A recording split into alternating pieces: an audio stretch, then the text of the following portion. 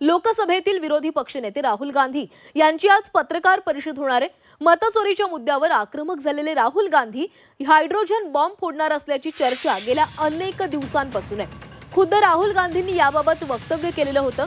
बिहारमधील यात्रेतही राहुल गांधींनी सातत्यानं मतचोरीबाबत आरोप केलेत।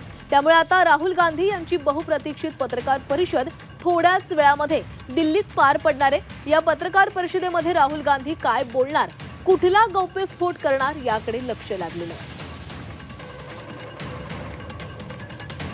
आज राहुल गांधी यांची पत्रकार परिषद पार पडणार आहे। मतचोरीच्या मुद्द्यावरून राहुल गांधी आक्रमक झालेले आहेत। त्यामुळे राहुल गांधी आज हायड्रोजन बॉम्ब फोडणार असल्याची चर्चा आहे। या संदर्भात त्यांनी देखील स्वतः भाष्य केलेलं होतं। बिहारमधल्या रॅली दरम्यान देखील त्यांनी अनेकदा या संदर्भात भाष्य केले। त्यामुळे आजच्या या पत्रकार परिषदेमध्ये नेमके कोणते पुरावे राहुल गांधी सादर करतायत याकडे लक्ष लागलेलं आहे। याआधी जेव्हा पत्रकार परिषदा झाल्या तेव्हा देखील त्यांनी काही पुरावे सादर केलेले होते। या संदर्भात सविस्तर बोलूयात आमचे प्रतिनिधी उर्वशी खोना आपल्या सोबत आहेत। उर्वशी, राहुल गांधींची आज बहुप्रतीक्षित अशी पत्रकार परिषद पार पडणार आहे। ते हायड्रोजन बॉम्ब फोडण्याची शक्यता आहे, काय असू शकतो हा हायड्रोजन बॉम्ब? नक्कीच मतचोरीला घेऊन राहुल गांधी सातत्याने हा मतचोरीचा मुद्दा जो आहे ते उपस्थित करतायत।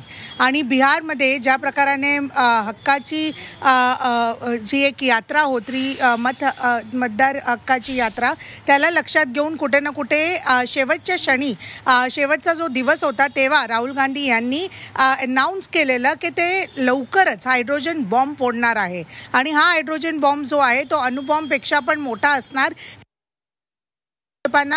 भाजपला आव्हान सुद्धा ही केलेलं। राहुल गांधी यांचं कुठे ना कुठे सांगणं आहे की वेगवेगळ्या राज्यात मतचोरी मोठ्या प्रमाणावर झाली, मग लोकसभा निवडणुकींमध्ये पण झाली।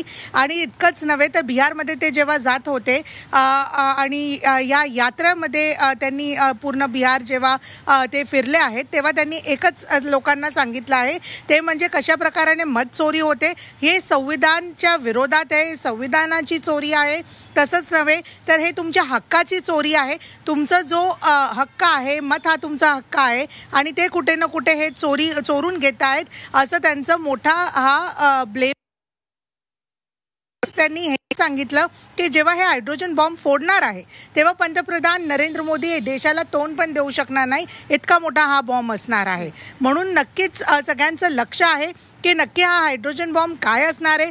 मतचोरीच्या विरोधात जे आहे किंवा मतचोरीला घेऊन नवीन डेटा आता राहुल गांधी बाहेर आणतायत का, त्यात महाराष्ट्राचा संदर्भ आहे का? कारण की महाराष्ट्राला घेऊन पण राहुल गांधी यांनी सातत्याने आवाज उचलला आहे की मतचोरी इथे मोठ्या प्रमाणावर झाली आणि ज्या प्रकाराने निवडणूक झाल्या त्या ह्याच्यात जे कुठे ना कुठे मतचोरी झाली आणि म्हणूनच हे कुठे ना कुठे नंबर गेम प्ले केला आहे। आज जेव्हा राहुल गांधी ही पत्रकार परिषद घेत आहे त्याच्या पहिले 7 ऑगस्टला पत्रकार परिषद राहुल गांधी यांनी घेतलेली, तिथे त्यांनी हे सांगितलेलं की कशा प्रकाराने जे आहे मोठ्या प्रमाणावर इथे मतचोरी होते आणि त्यातही त्यांनी महाराष्ट्राचा संदर्भ दिलेला। आता मात्र या पत्रकार परिषदेमध्ये काय बोलतायत राहुल गांधी यावरती लक्ष आहे। एक दिवस अगोदरच आपल्याला माहिती आहे, इनफॅक्ट ही पत्रकार परिषद काल म्हणजे पंतप्रधान नरेंद्र मोदी यांच्या वाढदिवसाच्या दिवशी होणार होती, पण ते कुठे ना कुठे कॅन्सल करून त्यांनी आज घेतली आहे, म्हणजे दुसरा दिवस आहे आज, तेव्हा ही घेतली आहे। शुक्रवारी जे बुधवारी आपण बघितलेलं की कशा प्रकाराने राहुल गांधी यांनी पंतप्रधान नरेंद्र मोदी यांना पत्र पण लिहिलेलं आणि त्यात पंजाब पूरला घेऊन लोकांना न्याय मिळावा, तसंच कुठे ना कुठे व्यापक एक जे पॅकेज आहे फिनान्शियली आणि आर्थिक अनुसार ते त्यांना मिळावं असं त्यांनी त्या सातत्याने ज्या प्रकाराने मतचोरीचा एक आरोप केला आहे त्यावरती ही खूप मोठी पत्रकार परिषद आहे आजची असं समजून येत आहे। मात्र हा किती धमाकेदार बॉम्ब असणार आहे त्यावरती सगळ्यांचं लक्ष आहे।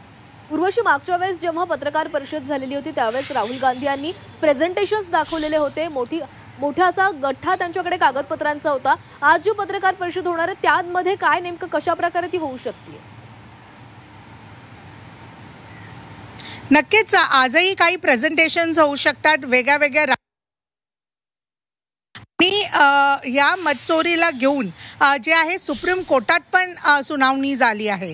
मात्र तिथेही आधार कार्डचं युसेज व्हावं की नाही व्हावं त्यावरती एक प्रश्न पडला आहे. आणि खास करून एक महत्त्वाचा मुद्दा म्हणजे हे राहुल गांधी यांनी जेव्हा वोट चोरीला घेऊन किंवा मत चोरीला घेऊन जेव्हा आवाज उचलला आहे तेव्हा विरोधक कुठे ना कुठे ॲक्टिव्ह आहेत हे जनतेला समजून आलं आहे. जनतेला एकदम पटलं नाही आहे तरी जनतेला कुठे ना कुठे वाटतंय की काहीतरी गडबड झाली आहे.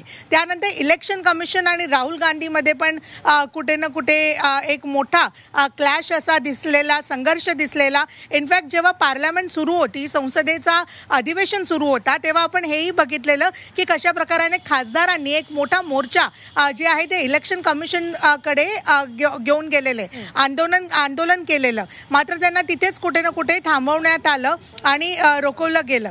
पण हा वोट चोरीचा मुद्दा जो आहे, मत चोरीचा जो मुद्दा आहे, ते राहुल गांधीने पकडून धरला आहे आणि त्याला घेऊन भाजपाला ते कॉर्नर करण्यासाठी बघता आहेत. आता कशा प्रकाराने ही पत्रकार परिषद होणार आहे, आजही प्रेझेंटेशन देणार का? महत्त्वाचं हे की पूर्ण बिहार जे आहेत फिरून आले आहेत राहुल गांधी इलेक्शनच्या पार्श्वभूमीवर, निवडणुकींच्या पार्श्वभूमीवर. आणि म्हणून आता त्यांच्याकडे अजून जास्त काही व्हॅल्युएबल काय वेगळे प्रूफ ते सबमिट करणार आहेत का? प्रेझेंटेशन्स बिहारला घेऊन काय दाखवणार आहेत का?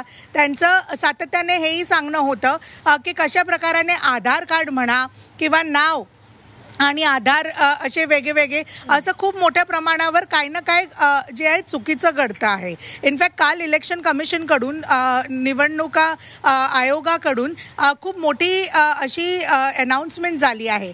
ती म्हणजे हे की आता जे कॅन्डिडेट्स असतील त्यांचा जो फोटो असेल ते कलरफुल फोटो असणार. इतकंच नव्हे तर मॅक्झिमम एक जो स्क्वेअर असतो त्यात मॅक्झिमम कॅन्डिडेटचा फोटो दिसावा असा तो फोटो असणार आहे.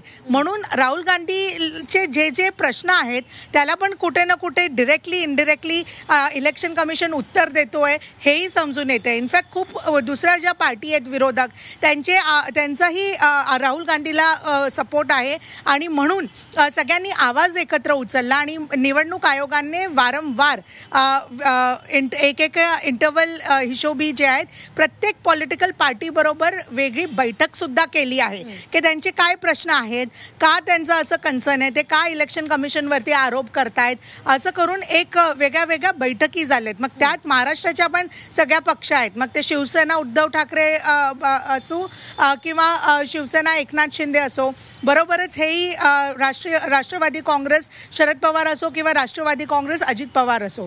तर या सगळ्या गोष्टींना घेऊन जे बैठकी सुद्धा झाल्यात. मात्र जे एक आरोप राहुल गांधी करतायत ते खूप महत्त्वाचं असणार आहे.